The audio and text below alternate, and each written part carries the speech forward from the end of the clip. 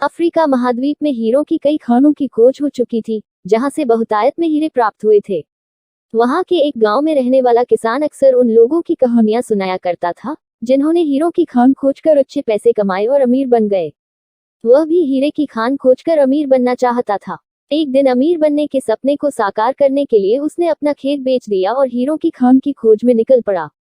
Africa के लगभग सभी स्थान छान मारने के बाद भी उसे हीरों का कुछ पता नहीं चला। समय गुजरने के साथ उसका मनोबल गिरने लगा। उसे अपना अमीर बनने का सपना टूटता दिखाई देने लगा। वह इतना हताश हो गया कि उसके जीने की तमन्ना ही समाप्त हो गई और एक दिन उसने नदी में कूदकर अपनी जान दे दी। इस दौरान दूसरा किसान, जिसने पहले किसान से उसका खेत खरीदा था, एक दिन उसी खेत के मध्य बहती छोटी नदी पर गया। सहसा उसे नदी के पानी में से इंद्रधनुषी प्रकाश फूटता दिखाई पड़ा।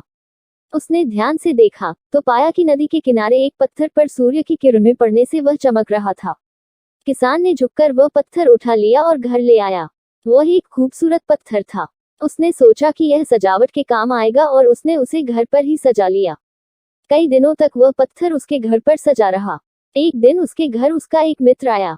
उसने जब वह पत्थर देखा तो हैरान रह गया। उसने किसान से पूछा, मित्र, तुम इस पत्थर की कीमत जानते हो?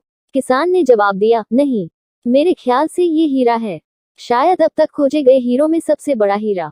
मित्र बोला। किसान के लिए इस बात पर यकीन करना मुश्किल था। उसने अपने मित्र को बताया कि उसे यह पत्थर अपने खेत की नदी के किनारे मिला है। वहां ऐसे और भी पत्थर हो सकते हैं। दोनों खेत पहुंचे और वहां से कुछ पत्थर नमूने के तौर पर चुन लिए। फिर उन्हें जांच के लिए भेज दिया।